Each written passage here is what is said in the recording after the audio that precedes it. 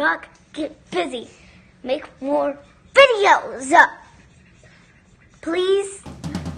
Okay, I'm doing it for you. It's for you, Maddie. It's for you. This video is dedicated to Maddie and how she sounds like the voice inside my head all the time. Hey, I've been on the road for about a month now as a part of the Harley-Davidson Find Your Freedom internship. Been to a lot of places. Been riding motorcycles for like a month and a week. Let's talk about where I've been since I left. Where did we leave off? Oh, I was still at home. Right. So I had to leave a day early. Hey, sorry. It's all right. What's up? There's been a miscalculation, and I gotta go. So you out? You going now? I'm out. All right, brother. Man, be safe. Oh, well. I was heading up to Louisville, Kentucky. I rode all the way up to Louisville, Kentucky for the National SkillsUSA competition, a club, by the way, that I was a part of in high school. But all the competitors there were way smarter than I am. I met back up with Han. It was this beautiful, fantastic reunion. Han, What's up? you ready to go this morning? Yeah. How you feeling? Feel good. Just tired. Tired? Tired. I really need a day off.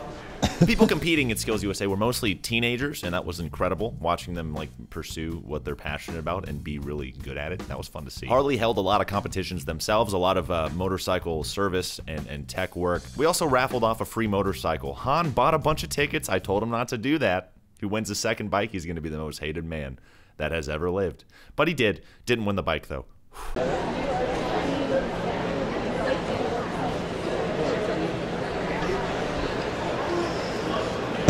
We also ran Jump Start at the tent outside, which is this cool way you can kind of like get on a motorcycle and start it and go through the gears but not like move. I think that's the scary part for a lot of people, myself included. I met this guy Tyler, who also happened to be from Tennessee. Super wanted to ride a motorcycle, super rad guy. I hooked him up with a Riding Academy pass. Riding Academy is that class I took where I learned to ride a motorcycle, which is way fun. Let me talk about that first. Can I plug Riding Academy? Do you mind? Do you mind if I plug Riding Academy real quick? I knew you wouldn't. I want to give away some free passes. Riding Academy is a way that you can learn to ride a motorcycle with no experience. I didn't know anything about motorcycles at all. I don't know how they work. I still don't. I know how to ride one now. 3 to 4 days, you go to a class, you learn rules, then you ride a bike, a Harley, for 2 days on a range, and then you just take your certificate to the DMV and get your motorcycle license. I'm giving away passes to Riding Academy. I have a bunch of them. So how about just your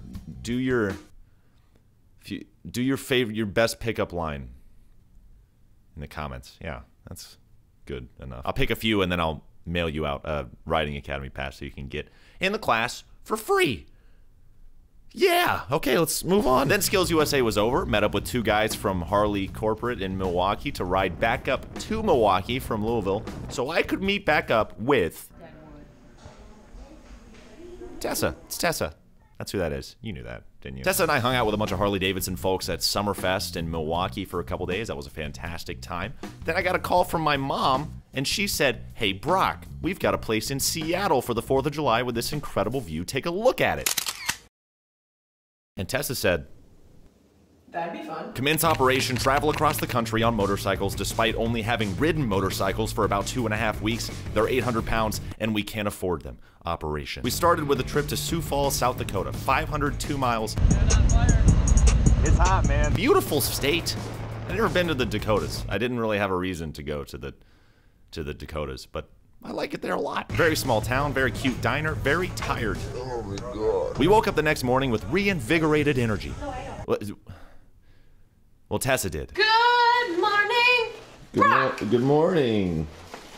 Day 2? Yeah, I feel energized. I can tell.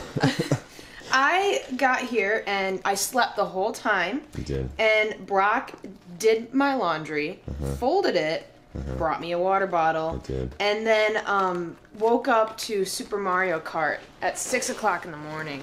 Yeah. Because he needed to edit and slept less than I did. Started our trek to Mount Rushmore, 369 miles. But we made a couple stops on the way. Day 2 of the trek. Tessa and I are about to hit the Badlands and hopefully get some water before we go out there. This buffalo grass State Park is where the buffalo are. Yeah. And in the Badlands is where like the rattlesnakes are. When I heard the name Badlands, I imagined like vicious coyotes and bloodthirsty crows and like guns. But there was none of that. We just saw these great goats. They were great. The view wasn't half bad either. Out of the Badlands, into Mount Rushmore, baby. Yes! Presidents! I'd never been to Mount Rushmore before. You've never been here before, that's why it's exciting to take you. It's a beautiful place. I definitely would revisit Mount Rushmore. No, I wouldn't. I wouldn't. It's, you really, you know, you see it once and you've seen the whole thing. It's pretty though. Say what you just said to me again. They left all the crumbs from when they made it. They left the crumbs. What happens? You see it, Brock, cut it on the crumbs? You see the crumbs? Next we took off for Bozeman, Montana, but we ended up going to Butte, Montana, because we got a little behind.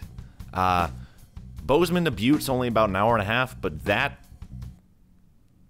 almost broke us. Tessa, what just happened to us? Crosswinds. We hit winds that were so intense. Watch the look at the footage. You haven't. Yeah. We were like leaning. We were going 50. I turned on my hazards, by the way. That's a good idea. Yeah, so people wouldn't run into us, hopefully. We were leaning sideways for probably 20 miles. Can we talk about the cars that like thought crosswinds didn't exist because they still just flew by us? Oh, dude, they don't to cars. That was, and then we were in like, where are we actually? Like, are those mountains? I don't know, but it got really cold. It got so cold, and then it started raining, and We were in Billings and it was just fine, and we get back on the highway and we're in a different planet. oh my god. Neptune out here. Goodness. After the Butte incident, we both decided that maybe traveling those last 594 miles to Seattle from Butte on the last day wasn't such a good idea. So we wouldn't make it to Seattle on time, which was a huge bummer, especially because my whole family was out there, and my dad had to leave the next day, and so he was bummed out, and I was bummed out, but we needed to put safety first. We have an hour and a half left. Spokane. Hour and a half to Spokane. I'm here with Tessa. She's down there. We're feeling good. I'm having a great day of riding. It's probably the prettiest day. It's been nice and relaxed, My you know? favorite day. Definitely. So, looking forward to being done. 4th of July celebration tonight. I was going to say, From Spokane, Washington, had a very nice ride to Portland, despite some very hot, unexpected weather. Can I talk about heat for a second? Could I talk about heat for a second? Look, I'm from the South, as you know. As you probably also know, the South is very hot, but it's a humid hot. Normally, people will say that a dry heat is better than a humid heat, and I say to you, no. I say to you, no, sir. Dry, intense heat is scary. You don't sweat. You just get, like, tired, and your lips get chapped, and you're just... It was awful. Hey, Tad. Hey, what are you doing? Whatever I can. Really hot here. It's really hot. We were surprised by how quickly it got hot, and I hope that it's not this hot forever. But we made it to Portland. We had some crazy views from the top of this big hill, and we had some crazy views from this place, and Tessa's girlfriend Jordan flew in. Very sweet gal. We went to the beach, which was cold and sad, but still the beach, which was nice to see because we made it all the way to the ocean. We spent a couple days relaxing, a couple days like getting our footing back, you know. It was a long trip. But then we decided that we really needed to see Seattle. After all this time, we had to see it. I had to see it. I talked Tessa into going. I just really had to see the city. I felt like I deserved it. You know, it'd been such a long trip. I felt like I needed, for the sake of my very fragile pride, I needed to see Seattle at least one time. I've never been there, so I needed to see it. And the day that we had time to go, we were going to hit the city like right at rush hour, which anyone from any major metropolitan, especially Seattle, knows that's a very bad idea, especially on a big old motorcycle. So we decided to take this ferry Motorcycles get on the ferry first. We were the only motorcycles there. We ride onto the front of the ferry and just look at this.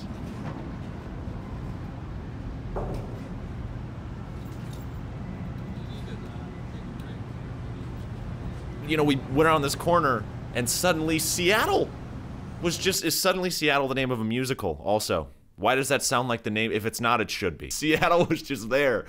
We were cruising dead center into the city on the front of this ferry with our motorcycles right in front of us, and it just felt, I was so happy, you know, and also fulfilled. Like, I didn't have to go in the city at all. I was like, can you turn the boat around? I can go home. That's all the Seattle I need. I just wanted to see that, and I'm out. It was nice because we were so tired, and we were feeling very accomplished, but still we had, you know, we were so bummed out about not making it the day that we wanted to make it.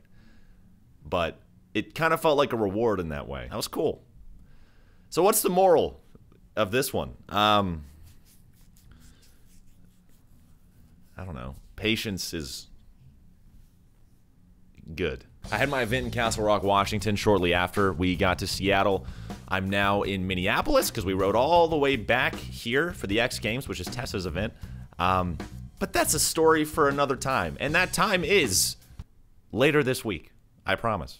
It's happening. If you want to keep more up to date on my day-to-day, which is always hectic and crazy, you can follow me on Instagram at Don't Brock the Boat. I post a lot of stories there, a lot of motorcycle stuff, a lot of cruising stuff, a lot of go, go, go. It's a whole lot of that nowadays. Other social media, Facebook, here on YouTube, obviously. I'm just Brock St. Clair, every which way you look. If you haven't seen my last video about action bias, please check that out too. I think that's really, I think it's a big turning point for me. I'm excited about what the future has to hold in that regard. Yeah. I'm not going to tell you to like the video because I don't like to do that, but